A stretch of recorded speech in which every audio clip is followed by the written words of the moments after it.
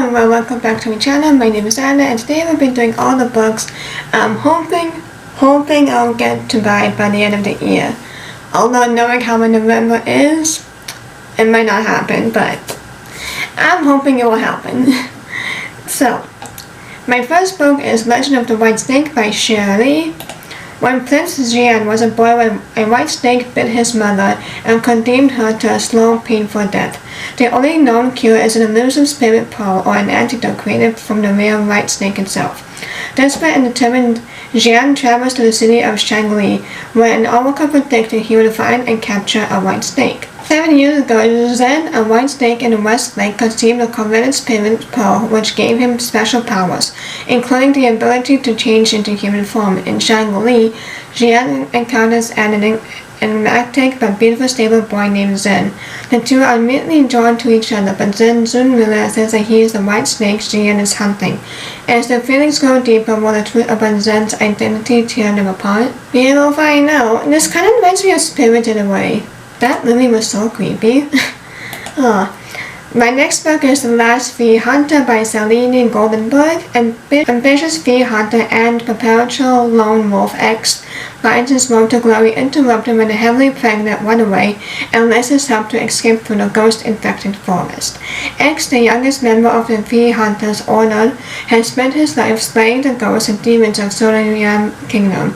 While he takes great pride in his mystical trade, collecting dwindling bounties and peddling budget spirit organs lacks the glory he craves. He is determined to hound Sa'ala, a demon of nightmares, of madness, who has eluded even X's masters.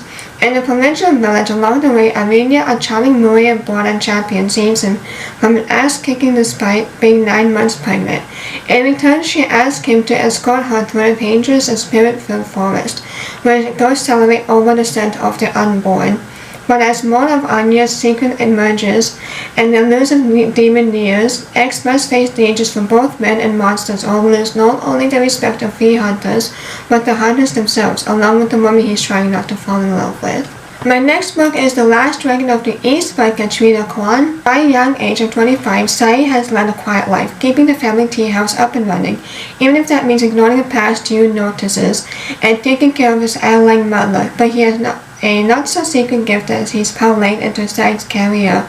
He was born with the ability to see the red threads of fate between soulmates, which lends itself nicely to matchmaking. Sai has thus far been content not to follow his own thread, the only one he's ever seen that's grey and fraying. But Sai's ordinary existence is about to be turned upside down by a pair of shiny dragon scales. When his mother doctor sells them to him, claiming them as a miracle cure, Sai is pretty sure he's being scammed. When the medicine actually works and a terrifying ruthless emperor catches wind, Sai is thrust into the search for a dragon long thought extinct that will lead him into the throes of a blooming war and deep into foreign lands, facing down challenges both magical and mortal on an unexpected adventure. And for the very first time, as his own thread of fate begins to move, he may be able to solve the mystery of his fated one on the other end of the line. My next book is The Scarlet Throne by Amy Liao. Binza is a living goddess chosen by the gods to dispense both mercy and punishment from her place on the Scarlet Throne.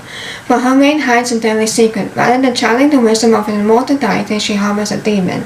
But now her price is growing suspicious. When a new Gamera is selected to take over her position, Binza and the demon strike a deal. To magnify his power and help him wrest control from the prize, she will sacrifice human lives. She will do anything not to end up back on the streets, forgotten and alone. But how much of humanity is she willing to trade in for her quest of power? Deals with demons are rarely so simple. My next book is The Jinn Daughter by Rania Han. Nadine is a jinn tasked with one job, telling the stories of the dead. She rises every morning to gather her pomegranate seeds, the souls of the dead that have fallen during the night. With her daughter Layla at her side, she eats the seeds and tells her stories. Only then can the departed pass through the final gate of death. But when the seeds stop falling, Nadine knows something is terribly wrong. All her worst fears are confirmed when she is visited by Kumuna, Death herself and ruler of the underworld, who reveals a desire for someone to replace her. It is Layla she wants. Nadine will do whatever it takes to keep her daughter safe, but Kumuna has little patience and ruthless drive to get what she has come for. Layla's fate, meanwhile, hangs in the balance. The next book is The Palace of Elders by Caro Adelabertis. Young Kenstone Psyche has captured the eye of every suitor with her beauty, but alas, unfortunately, the jealous gaze of the goddess Aphrodite. As punishment, Psyche is tied to a rock to be sacrificed to a monstrous husband, and yet no monster arrives. Instead, she is spirited away by Aphrodite's daughter Eros. Eros, goddess of desires, can change gender at will, and in her hidden palace she visits her bride under the cloak of darkness. Psyche is forbidden to gaze upon the face of her lover, but as they explore each other's bodies and discover new pleasures, Psyche is tempted to break her vow, even if it brings down the wrath of the gods. Y'all know that didn't do anyone good. My next book is the number 2 of 7 Faceless Saints, that is Disciplines of Chaos by M.K. Law. Damien maturity isn't aware of it yet, but as small ships start to crack the foundations of the Oblasian power structure after the rebellion's attacks, cracks are beginning to show in Damien's own facade. Uncontrolled by angers bubbling to the surface and can't always be pushed down. Can he keep everyone safe, even from himself? Rosanna Lakatorsa should be victorious. She accomplished everything she set out to do, and more. The rebellion's attacks set countless prisoners free and brought attention to the unfairness in the Palazzo structure. And Damien is back by her side where he belongs, yet the war with Beachhead rages on, and government officials are hell-bent on keeping the status quo. My next book is At the End of the River Styx by Michelle Kowicki. Before he can be reborn, Zan has spent 499 years bound in a 500-year curse to process tools to the monstrous ferryman, and if he fails, he dies. In Portland, Bastian is grieving. He survived a car accident that took his mother, and impulse purchased a crumbling bookstore with the life insurance money.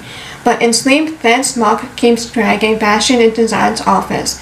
It shouldn't be a problem to log his soul and forget he ever existed. But when Zan follows Bastian through his memories of grief and hope, Zan realizes that he is not ready for Bastian to die. My next book is number 2 of The Scarlet Alchemist. It is The Blood Orchard by Kylie Lee Baker. Since Zeland entered the world of royal alchemists, she has learned that alchemy comes at a price. She has lost loved ones in her search for broader justice against the evil empress, and all she wants now is to find some way to bring them back. Resurrection is a specialty after all. In search of the myth of Penglai Island, where its movement life can be fully restored, Zeland starts a new adventure, but when old threats come back to haunt her and the path to Penglai Island means facing down unpredictable, sometimes dangerous alchemist, she wonders just how high of a price she may be willing to pay. So this is the number 2 of the book I really want to read. It is A Hunt of Shadows by Elise Kova. Ira is now a champion of the Solarius Empire. She's off to a land she's only dreamed about, but a nightmare awaits her. Her sworn enemy has escaped. His allies are powerful and deadly, and Ira finds herself tangled in the dangerous web of the undercity of Ryzen, when the mysterious court of shadows and lethal pillars battle for the fate of the kingdom. But vengeance has a price. When Ira is captured by her enemies, it's not only her life, but the lives of her friends, and the men she loves most at stake. The woman she was won't be enough to turn the tides churning against her from long before she was born. She will have to become something more. She will have to love deeper and fight fiercer than ever before. The only way to kill a legendary champion will be to come one herself. We are the champions. I'm just kidding. My next book is These Deathless Shores by P.H. Lowe. Jordan has gotten good at pretending. On an island where boys fly and fight pirates but girls can only be mothers, Jordan's shaved head and false swagger are the only things keeping her adopted crew of lost boys from forcing her into a war she has never wanted. When she gets her first period, she is exposed and thrown back outside, into a world where grown-ups die slowly in offices. Flight is a fantasy, and withdrawal from the island's magical nest slowly strips its afflicted of their dignity. To Jordan, it's a fate worse than death. 9 years later, when the drug she has been using to medicate her ritual begins to show its fatal final symptoms, Jordan persuades her best friend and fellow ex-lost boy to return with her to the island. With the help of a temperamental pilot and her long-estranged sister, she sets in motion plan to oust Peter from his throne and seize control of the island's last supply. My next book is Dragon Fruit by Makia Lucian. In the old tales, it is written that the egg of a sea dragon, Dragon Fruit, holds within its power to undo a person's greatest sorrow, an unwanted marriage, a painful illness, and unpaid debt gone. But as with all things that promise the moon and the stars and offer hope when hope has gone, the tale comes with a warning. Every wish demands a price. Hannah Lee of Tamarind is the cherished daughter of an old island family. But when her father steals a sea dragon egg meant for an ailing princess, she is forced into a life of exile. In the years that follow, Hannah Lee finds solace in studying the majestic sea dragons that roam the Menominee Sea, until one day an encounter with the female dragon offers her what she desires most, a chance to return home and to right a terrible wrong. My next book is The Haunting of Hackett Cavendish by Paula Braxton, England, 1881. Here Fort Cathedral stands sentinel over the city, keeping its secrets and holding long-forgotten souls in its stony embers. Hackett Cavendish speeds through the cobbled streets on her bicycle, skirts hitched daringly high, heading for her new life as assistant librarian. But this is no ordinary collection of books. The cathedral houses an ancient chain library, wisdom guarded for centuries, with mysteries and stories locked onto its worn humble shelves. The most prized artifact, however, is a medieval world map which hangs next to Hackett's desk.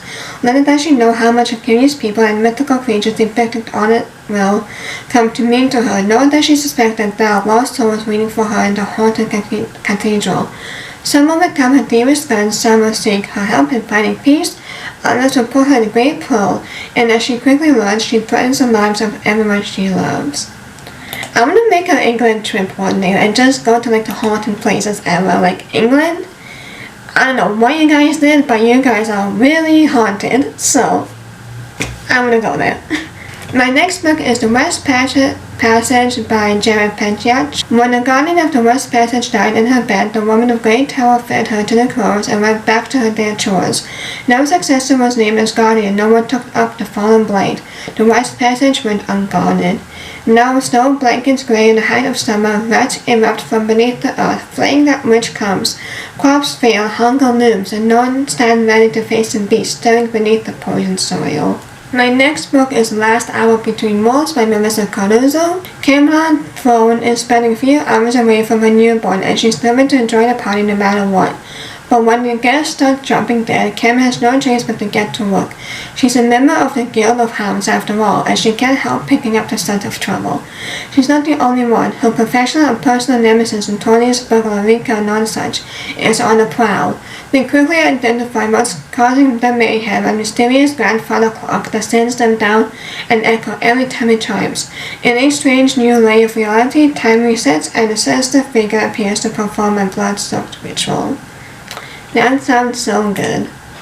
And my last book, I said like 5 books ago or something like that. It is the number 5 of the Trilogy of Sorcerers. It's A Queen of Ice by Elisa Kova. A pirate does not ask, they take.